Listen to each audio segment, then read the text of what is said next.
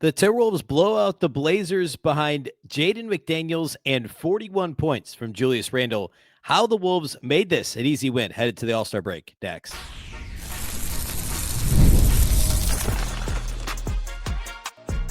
You are Locked On Timberwolves, your daily Minnesota Timberwolves podcast. Part of the Locked On Podcast Network, your team every day.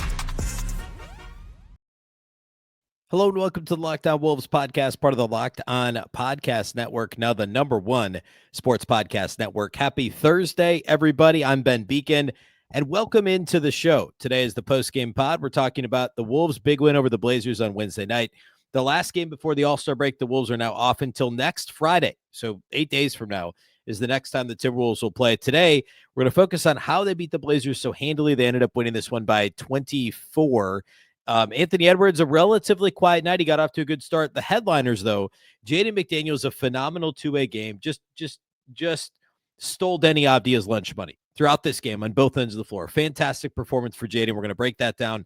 We're going to talk about Julius Randle's 41, 23 of which he got in the fourth quarter as the Timberwolves finally put away the Blazers for good. Not that it was really ever touch and go, but Randle was a big part of like truly putting this thing away and getting us to garbage time in the fourth quarter. So we'll talk about that performance. I'm going to start with three big things. And yes, we'll touch on everything I just mentioned as part of my three big things, but that's how we'll start the show today. And then we'll close, as we always do on the post-game podcast, with individual studs and duds. That's what we got on tap for you here today. Big thank you first for making Locked On Wolves your first listen every single day. Of course, this show is free and available everywhere. That includes YouTube as well as all of your favorite audio platforms. Wherever you like to listen to podcasts, you can find Locked On Wolves. All right. So three big things. First, I guess very quickly setting this up. The Timberwolves, of course, came to this game healthy outside of TJ Shannon's injury that he's been out now for what, 2 months, almost 2 months. I don't know. We're like 7 weeks now that he's been out. Shaedon Sharpe missed the game. Not a big surprise that he missed the game for the Blazers. And this was Scoot Henderson's third game back. He actually was a big reason why the Blazers hung around in this game. He was arguably their best player. Scoot Henderson was. So for the most part, though, full strength teams.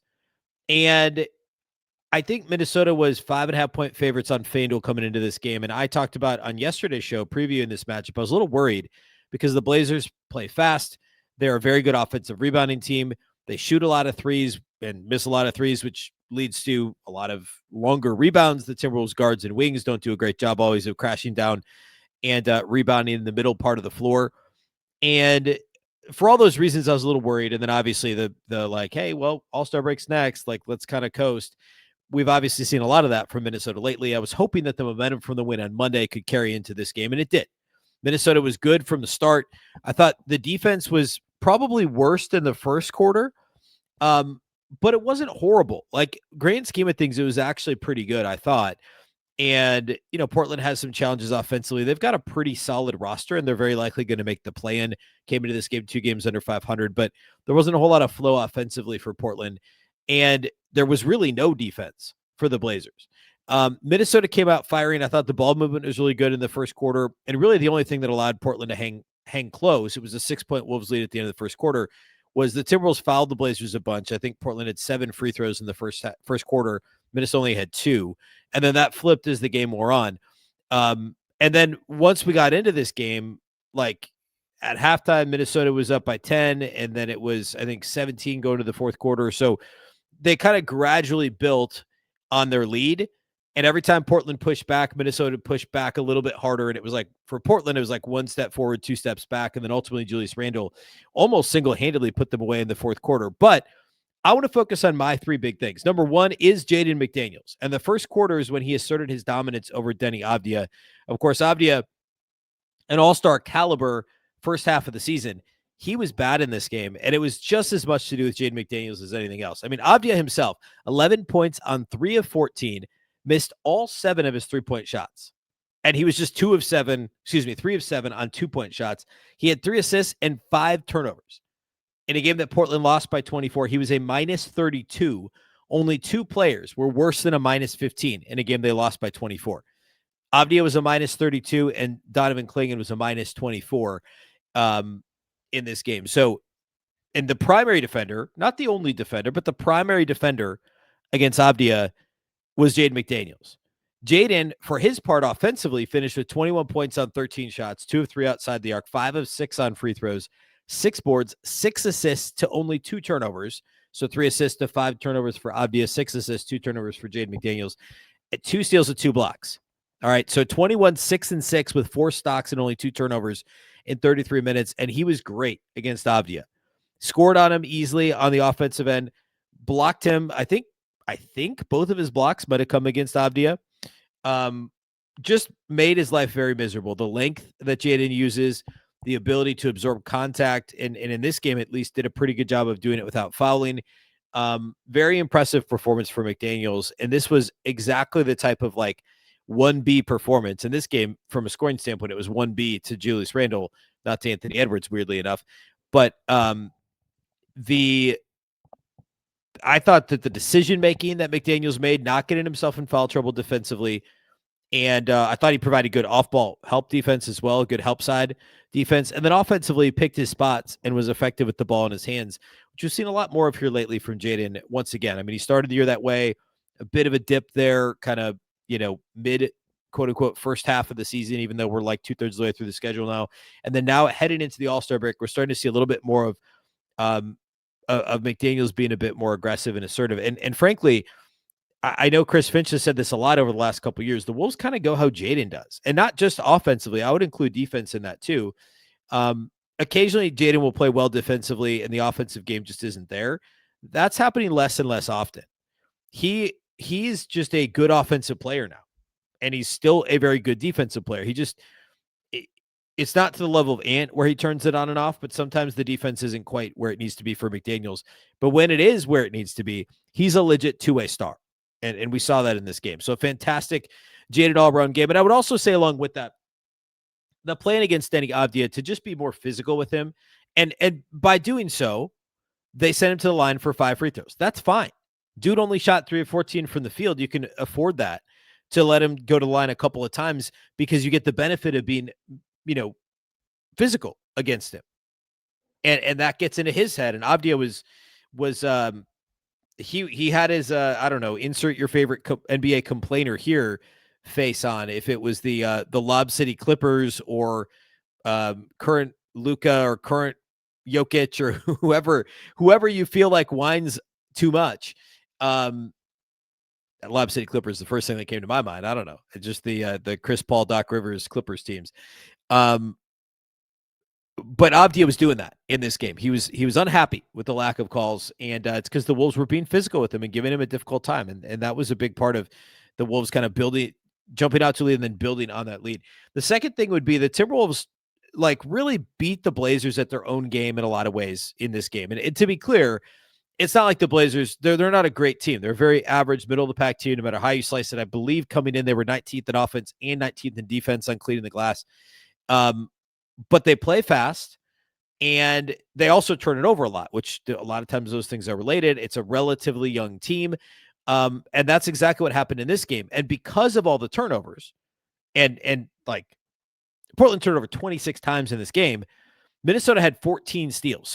So 26 of their turnovers were live ball steals for Minnesota. And off of those 26 turnovers, Minnesota generated 43 points. So that is what? More than 1.5 points per turnover, if I'm doing my math correctly, which is a big number. That's more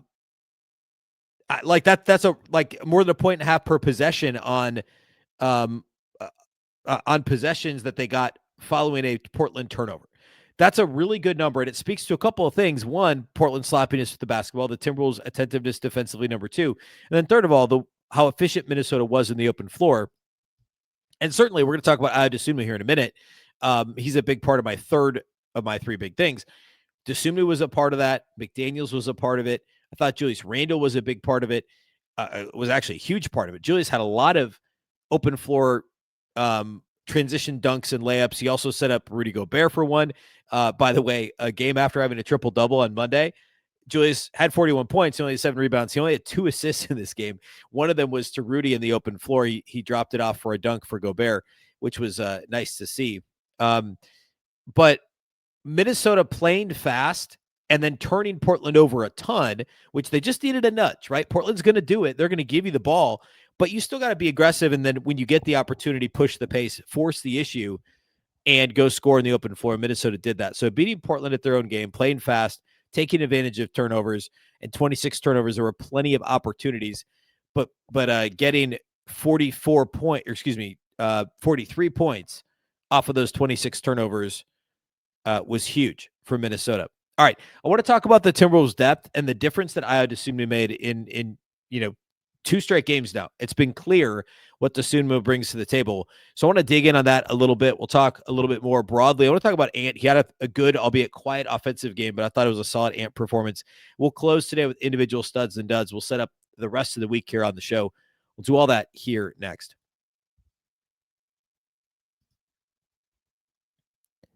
Today's episode of Locked On Wolves is brought to us by our friends at TurboTax. Tax season doesn't have to take over your life. This year, TurboTax is making it easier than ever to just hand things off and move on with your day. With TurboTax full service, you can have your taxes done for you by a trusted local expert start to finish without the stress or guesswork. Instead of spending hours trying to figure out forms, you can meet with a local TurboTax expert in person or connect online. They'll handle everything from W-2s to self-employed forms and work to get you every deduction. You can upload your documents, go about your day, and get updates right in the TurboTax app. It's a huge time saver and gives real peace of mind knowing an expert is handling it. For a limited time, you can have your taxes done by a local TurboTax expert for just $150 all in if a TurboTax expert did not file for you last year. Just file by February 28th. You got more than 2 weeks still to do that. Take taxes off your plate and get back to your life. Visit TurboTax.com/local to book your appointment today. That's TurboTax.com/local to book your appointment today.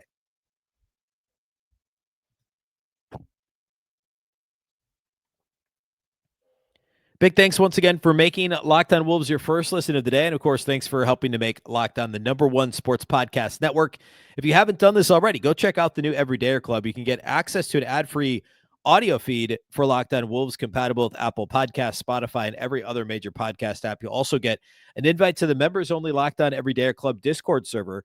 It's a group chat just for listeners of this show, and I'm active in there daily throughout the week. So head on in there, we actually started talking about expansion yesterday, I guess it was, about will the NBA expand? And eventually when they do, is it going to be an odd number of teams? Are they going to add 2 teams? So we obviously had a lot of trade deadline discussion going on last week. So it's fun. Make sure to join the Everydayer Club. You can get into that Discord chat. Just go to lockedonwolves.supercast.com or tap the link in the show notes to learn more. All right. So, one more thought on the Timberwolves beating Portland at their own game. Our guy, Jack Borman, who, of course, does a great job on the postcast with our guy, Luke Inman, live after every game on Locked On Wolves on YouTube. And, of course, if you ever can't catch it live, it's the episode before this and the audio feed, Jack and Luke. Jack tweeted out early in the game, he posted on X, turning the Blazers over was a key entering tonight. Portland is dead last, 30th in turnover rate, which, side note, I mentioned on yesterday's show. Their turnover rate, this is Jack's tweet now, their turnover rate normally is 16.7%, but in their last 5 games, they're over 18% turnover rate. They're also dead last in opponent points off of turnovers, over 21 points per game off opponent turnover, or opponents are scoring off the turnovers. In their last 5 games, 24 points per game. How many did the Wolves score? 43 points off of turnovers. Jack also says Portland's 28th in opponent fast break points, 17 points per game, and nearly 18 points per game in their last 5. And then he goes on to talk about at that point in the game, which was I think late first quarter, the Wolves had already scored 7 points off of 4 Portland turnovers. So all the stuff I just talked about, Jack actually put out there on X in the first quarter. And of course it came to fruition. It happened. Minnesota capitalized on all those mistakes Portland was making. The same stuff Portland's been doing, really all season is what happened in this game. And you look at their roster, obviously Drew Holiday is a quality guard. He had 6 turnovers in this game. Scoot Henderson was good. I said earlier, arguably their best player in this game. He had 5 turnovers, despite scoring 18 points on 8 shots, getting to the line a bunch. I thought he was a bright spot for them. He had 5 turnovers. Deni Avdija had 5 turnovers, as we talked about. He just had a horrible night. Credit to Jaden McDaniels for Deni Avdija's bad day. So, again, beating Portland at their own game, huge. Let's talk about the Timberwolves' depth and specifically Ayo Dosunmu. And this is why a move like this is so important. Obviously, they end up winning by 24. Randle gets 41, 23 of them coming in the fourth quarter. You get a big game from Jaden and all that stuff. But look beyond that, and you see there's 4 guys in the starting lineup who scored in double figures. Ant only had 14. Dante DiVincenzo has been in a slump lately. He had only 3 points. I actually thought he played well overall. I thought he was good defensively in this game, but he only made 1 shot. And then Nas only had 11 points. And we're used to seeing Nas score, 16, 18 points, especially here. I guess the 3-point shot's been struggling a little bit more recently for Nas, but like in January, he was lights out from the field. Ayo Dosunmu, 12 points on 5 of 8 shooting. So instead of just relying on, oh man, Nas only got 11 and Bones had an off night. Bones actually was fine. He just only played 9 minutes. He didn't have to do much else in this game. Where else are we going to get that punch? Well, guess what? And Dante only scores 3 points. What about the ancillary scoring? Well, you got another guy that can do that. They went from 0 other guys that could do that, like only Nas and the occasional Bones explosion. But then if Dante has an off night, like you're hard up to score points, but here's 12 free points from Ayo Dosunmu, who wasn't on the team a week ago. And that's where going back to the show I did, I did several shows right after the Ayo trade, but the Wolves give up 0 rotation guys for a really good rotation guy. Somebody who's surely going to get votes for 6th man of the year. I don't know what the trade does to his value in terms of the award voting, but like a dude who's having a career season, scoring 15 a game, like they gave up no rotation guys. I'm not saying they gave up nothing, because obviously Dillingham has upside and Leonard Miller still has upside, and the picks are picks, right? But they're 2nd-round picks. They didn't give up any 1st-round picks. They didn't give up any current rotation players or anybody that they're relying on this season. And they just essentially, in air quotes, for free, I know it wasn't actually for free, but they always say you have to give up something to get something. Well, that's true. But they didn't give up anything for the 2024-25. Nope, that's not what year it is. The 2025-2026 Minnesota Timberwolves, or for last year's team either. They didn't give anything up for this year's version of the Timberwolves. And they gained a legit top, like a starting caliber guy. And now Chris Finch could proudly say once again, he's got 8 starting caliber players. Although now I guess it's really only 7. It's not, last year's Mike Conley. And, of course, Nikhil made 8 starting caliber players. Well, they were down to about 6 till the Dosunmu trade, and now we can look at this and say, all right, they've got 7 starting caliber players again. And then, you get the defense of Jalen Clark and the offense of Bones Highland, and you're starting to cobble together a group of 8-ish, 7 plus a couple of half guys you're comfortable with in the playoffs. And then, of course, eventually we'd expect Mike Conley and probably and one other guy to be added to the roster. That's a conversation for another day. I don't think Chris Finch is going to revert to, all right, Mike Conley's playing 18 minutes a game. I don't think he will. I don't know that he won't. I don't want to get too far into that now. But if nothing else, he's your 10th guy, right? Like you've got your top 7. You've got Jalen Clark. You've got Bones Highland. That makes 9. And then you've got Mike Conley. And that's not a bad top 10. And then that doesn't even count Beringer, who's obviously your 4th big at this point.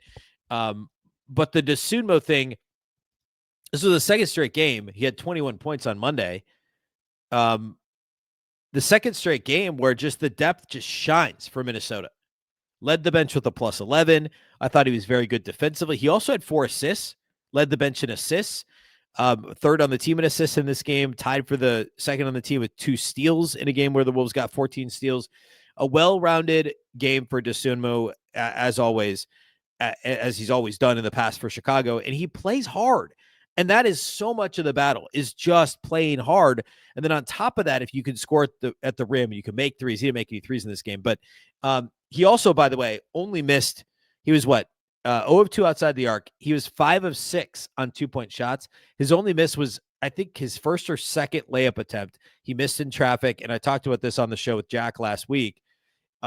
His field goal percentage at the rim actually isn't great this year. It's like the one area he struggled a little bit, but guess what? He gets there so much.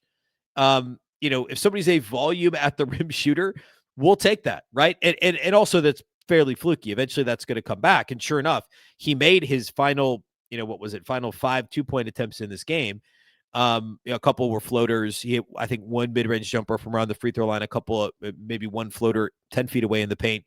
But the point is, Ayo is a solid all-around 2-way player.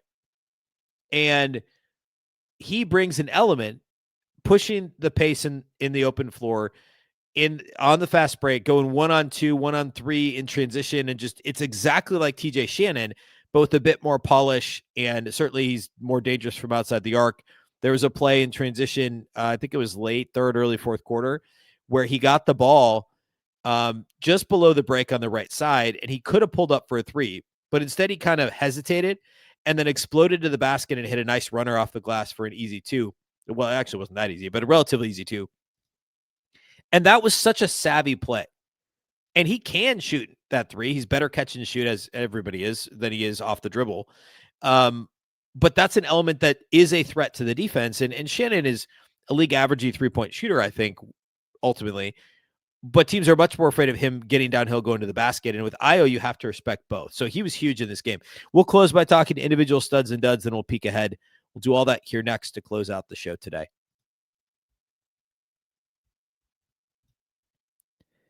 Today's episode of Locked On Wolves is brought to us by our friends at ZocDoc. Finding a doctor you actually like can feel like discovering a diamond in the rough. Sure, you want someone who's in-network, nearby, and has availability, but you also want a doctor who listens and makes you feel comfortable and explains things clearly. That kind of doctor exists, and finding them is easy with ZocDoc. ZocDoc is a free app and website that helps you find and book high-quality in-network doctors so you can find someone that you love without all the hassle. We're talking about booking in-network appointments with more than 150,000 providers across all 50 states, covering over 200 specialties from primary care and dentistry to dermatology and eye care. I have definitely been guilty in the past of putting off doctor appointments longer than I should. We're all busy, work, life, a podcast, everything else. It's easy to delay on stuff that's actually really important. And guess what? ZocDoc helps make the process extremely simple. You can search by specialty or symptoms, and you can ultimately actually build a care team that works best for you. You can also, through ZocDoc, see real-time availability and book instantly with no phone calls and no waiting on hold. You can also read verified patient reviews so you feel confident choosing a doctor that you'll actually like. Stop putting off those doctor's appointments and go to ZocDoc.com/LockedOnNBA to find and instantly book a doctor you love today. That's ZocDoc, ZocDoc.com/LockedOnNBA, ZocDoc.com/LockedOnNBA. Thanks to ZocDoc for sponsoring this message. This episode is also brought to us by our friends at Wayfair. The new year is here. We're 5 weeks into the new year. What are you waiting for? It's the perfect time to reset your routine and refresh your space. If you're spending more time at home now, especially weather's still a little bit cool, you might as well love how it looks and feels, and that's why you should turn to Wayfair. It's a one-stop shop for getting your home back on track. From bedding and mattresses to storage solutions for every room, Wayfair makes it easy to start the year fresh. Wayfair has everything you need for a full home refresh, all in one place. Whether you're updating your living room, organizing your space, or upgrading your work-from-home setup, Wayfair's huge selection makes it easy to find exactly what works for your style and budget. My wife and I are nearly ready to pull the trigger on a cabinet, a credenza, I guess, for our living room, our family room. We're looking for something to put like kids stuff in that doesn't look like it's like a big toy box, and like hide stuff from the puppy that he's not taking stuff and stealing it. We've got 3 things in our cart on Wayfair, and they've been there for a little while. We just need to pull the trigger. They're all great, which is the problem. They all look great. They all have a great price. We love that we were able to find multiple pieces that are going to match our style in our living room without spending a fortune. It's super easy to shop on Wayfair, and honestly, just like knocking out your projects, things that you need for your house there, is super easy. The delivery is going to be smooth, and everything always arrives exactly as expected. Get organized, refreshed, and back on track this new year for way less. Head to wayfair.com right now to shop all things home. That's Wayfair, WAYFAIR.com. Wayfair, every style, every home.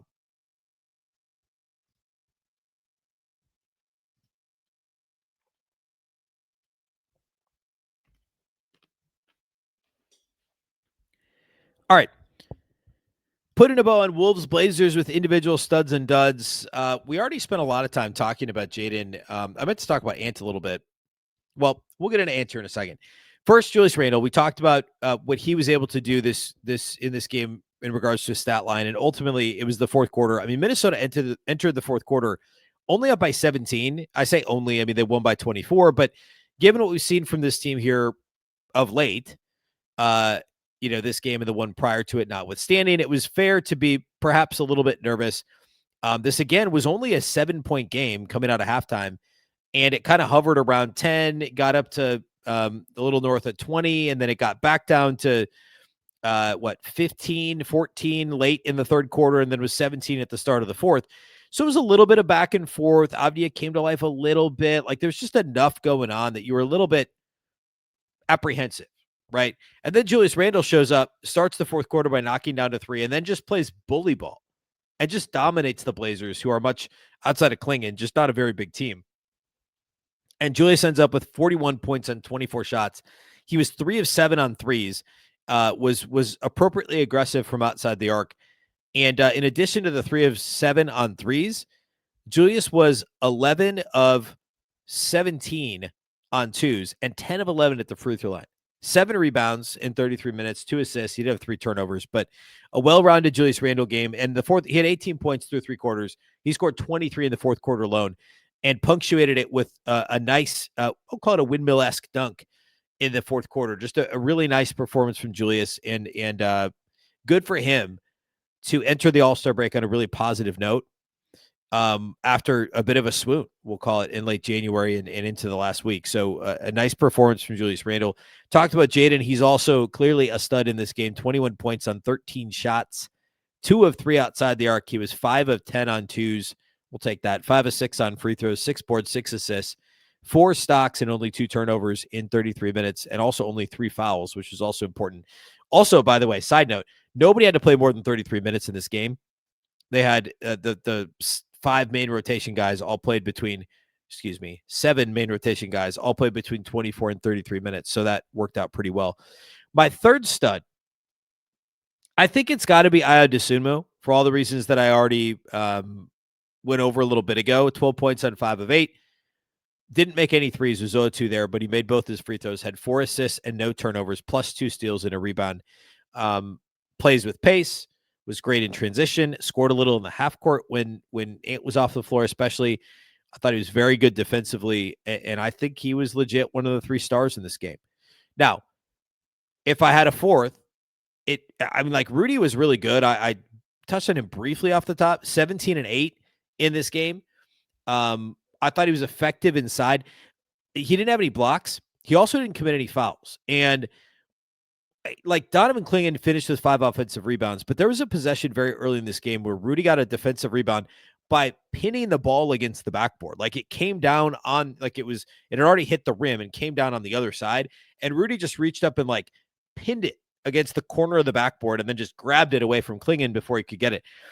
Like he came into this game clearly with a mentality of, I can't let this dude grab a billion offensive rebounds. Now he still grabbed 5, which is even above his league average, or his, nightly average. He leads the league in offensive rebounding, but still it didn't kill the Wolves. And Klingon had just 8 points and 9 rebounds, 5 of them offensive, but Gobert was really good inside. And I talked already about how small this team is.